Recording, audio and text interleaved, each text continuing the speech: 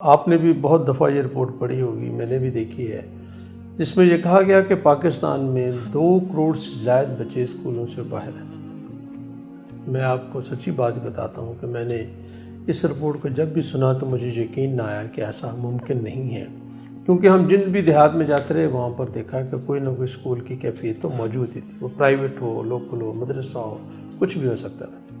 لیکن ابھی حال ہی میں پچھلے ہفتے مجھے کوئٹہ جانے کا موقع ملا۔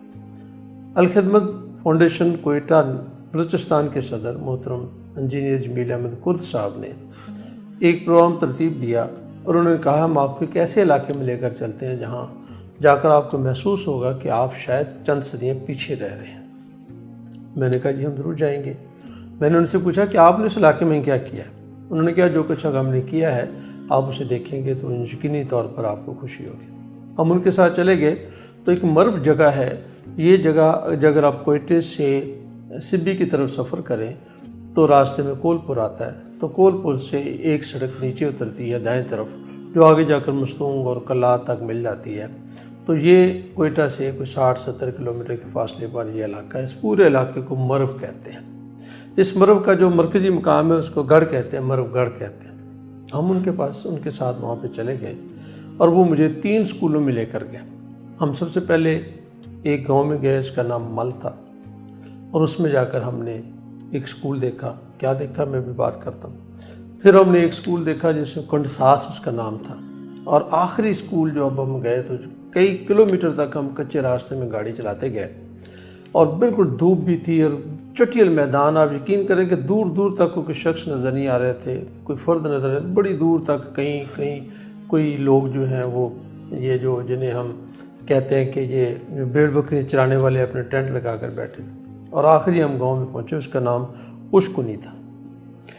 یہ تینوں گاؤں کی کہانی اور ایک داستان میں آپ کے سامنے رکھنا چاہتا ہوں۔ ہم ان گاؤں میں پہنچے، جب پہلے گاؤں میں پہنچے تو اس میں 2 کمرے تھے اور کوئی 70 کے قریب ان کمروں میں بچے بیٹھے تھے۔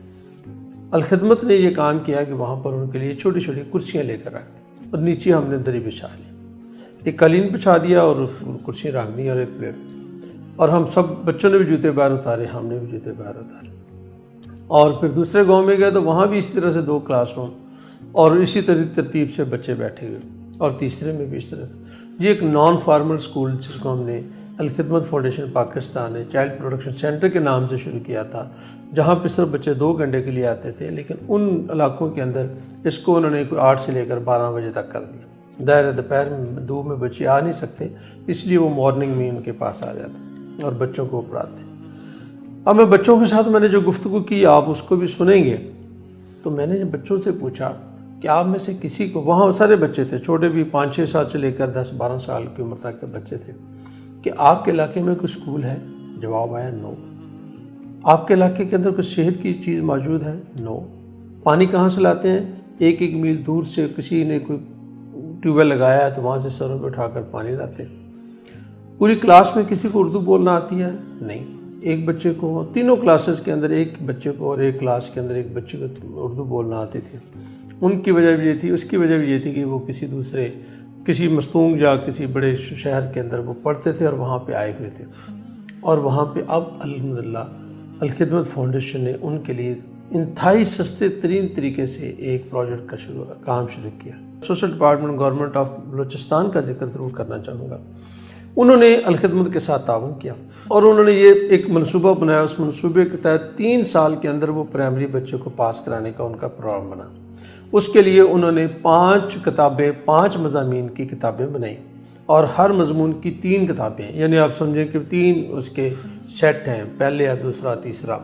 تو اس طرح سے وہ 1 سال کے اندر اگر وہ 5 کتابیں ایک بچہ پڑھ لیتا ہے، اگلے سال میں دوسری 5، پھر تیسری 5، تو وہ تقریباً اس کے قابل ہو جاتا ہے جیسے ہم کہہ سکتے ہیں کہ وہ پرائمری کا امتحان پاس کرے۔ سوشل ڈپارٹمنٹ نے الخدمت کے ساتھ تعاون کیا اور انہوں نے کہا ہم پوری کی پوری کتابیں آپ کو فری دیں گے، اور آپ اس کام کو بڑھاتے جائیں تو ہم آپ کو کتابیں بھی دیں گے اور مزید سہولیات بھی دیں گے۔ ہم نے ان علاقوں کے اندر یہ کام شروع کیا ہے، اور میں یقینی طور پر جب میں وہاں گیا تو مجھے تب پتہ لگا کہ یہ 250 بچے جو اس وقت صرف 3 گاؤں کے اندر ہمارے پاس ہیں، اور اب باقی کے دیہات سے یہ ڈیمانڈ آنا شروع ہو گئی ہے، تو 250 بچے تو وہ یہاں پر موجود ہیں صرف اس 3 گاؤں کے اندر، جو بچے کبھی بھی کسی بھی اسکول میں نہیں گئے، اور وہ ان کی عمر 8 سال 10 سال 12 سال ہے، 8-10 سال کے بعد وہ نوجوان بھی ہوں گے لیکن وہ کسی اسکول میں نہیں گئے ہوں گے، اور وہ دنیا جہان کو کتنا جانتے ہوں گے اگر وہ الف بے پہ 1 2 3 بھی نہیں جانتے ہوں گے۔ یقینی طور پر یہ ہمارے لیے ایک المیہ ہے۔ الخدمت فاؤنڈیشن نے یہ ایک بہت بڑا پروجیکٹ شروع کیا ہے، اور وہاں پر اب جمیل کرد صاحب کے بقول 20,000 پوائنٹس ایسے ہیں صوبہ بھر کے اندر جہاں پہ یہ اسکول کھولے جا سکتے ہیں۔ ان اسکولوں کی کامیابی کے پیچھے 2 افراد کا بہت بڑا ہاتھ ہے۔ یہ دونوں جمیل کرد صاحب کے کزنز ہیں اور اسی علاقے سے بلانگ کرتے ہیں۔ ان میں ایک نوید کرد صاحب ہے جو بی ٹیک ہے، وہ مہران یونیورسٹی پڑھے ہوئے ہیں۔ ایک ان کے اور کزن ہے طارق صاحب، جن کا وہاں پہ ذمہ دارہ بھی ہے، پیٹرول پمپ بھی ہے، وہ ہمیں اپنی گاڑی ہی میں لے کر گئے، وہ ان کی نگرانی کرتے ہیں۔ اور آپ کو جان کر یہ بھی خوشی ہوگی کہ وہاں پر جو ٹیچر تھے وہ بھی اسی علاقے سے تھے۔ ایک تھے وہ میس کمیونیکیشن کے تھے، ایک نے کوئی بی اے کیا ہوا تھا، ایک نے کچھ اسی طرح کی تعلیم تھی ان کی، اور وہ اس جذبے سے لگے ہوئے تھے کہ نہیں، اب ہم نے جا کر شاید نوکری نہیں کرنی، اسی گاؤں میں رہنا اور اپنے بچوں کی ہم نے تعلیم و تربیت کا بندوبست کرنا ہے۔ ہم ان کو کیا دیتے ہوں گے؟ یقینی طور پر بہت نہیں، لیکن بہت ہی کچھ ان کو ملا، اور وہ ایک عظیم کام کار ہے۔ اس موقع پر میں ایک اور مت کی بھی آپ کو نفی کرنا چاہتا ہوں۔ میرا پہلے بھی اس بات میں یقین نہیں تھا، آج بھی نہیں تھا، لیکن اس دورے کے بعد میں پوری وثوق سے کہہ سکتا ہوں کہ یہ کہنا 100% غلط ہے کہ کوئی وڈیرا، کوئی نواب، کوئی چودھری، کوئی سردار تعلیم کا مخالف ہے۔ بالکل ایسی بات نہیں۔ ان تینوں گاؤں کے اندر کسی جگہ کے اوپر بھی ہم کسی بھی بلڈنگ کا نہ کرایہ دیتے ہیں، نہ کوئی ہم نے اس کا بھاڑا دیتے ہیں۔ یہ ساری بلڈنگ وہاں کے مقامی لوگوں نے مفت وقف کی ہیں، اپنا ڈیرا، اپنی بیٹھک انہوں نے مفت وقف کیا۔ ایک صاحب کے پاس تو دوسری بیٹھک بھی نہیں تھی، اس نے کہا یہ مارننگ میں آپ میری بیٹھک استعمال کریں، شام میں میں خود اس کو استعمال کر لوں گا۔ اب وہ اسکول ختم ہوتا ہے تو اس کی ذاتی بیٹھک بن جاتی ہے، صبح شروع ہوتے ہیں تو اسکول ان کے آتا ہے۔ الحمدللہ یہ کام بڑے پیمانے پر الخدمت فاؤنڈیشن نے شروع کیا، اور اس کے لیے الخدمت فاؤنڈیشن بلوچستان کی ٹیم، جس کے سربراہ صدر محترم جمیل احمد کرد صاحب ہیں، اور ان کے ساتھی نوید کرد اور طارق کرد اور باقی سارے لوگ بھی اسی کام میں مشغول ہیں۔ اللہ رب العزت ان کو اس کام میں برکت عطا فرمائے۔ اس موقع پر میں اور بھی ایک بات آپ سے خوبصورت کہنا چاہتا ہوں۔ شوق ہو، دل میں کچھ کرنے کی تمنا ہو تو کوئی کام ایسا نہیں جو نہ ہو سکے۔ مجھے نوید کرد صاحب اور ان کے 3 دوستوں نے وہاں پہ جو گڑھ ان کا گاؤں ہے، جو بڑا گاؤں ہے، تو اس گاؤں کے اندر ایک اسکول ہے، اور اسکول کے ایک بڑا ہال تھا۔ انہوں نے اس ہال کو لائبریری میں کنورٹ کیا۔ وہاں پہ اس وقت کوئی 600-700 مختلف انہوں نے کتابیں رکھی، الماریاں بنائی، قالین بنایا، کرسی میز بنائی، لوگ کتاب لے بھی جاتے ہیں، لے بھی آتے ہیں۔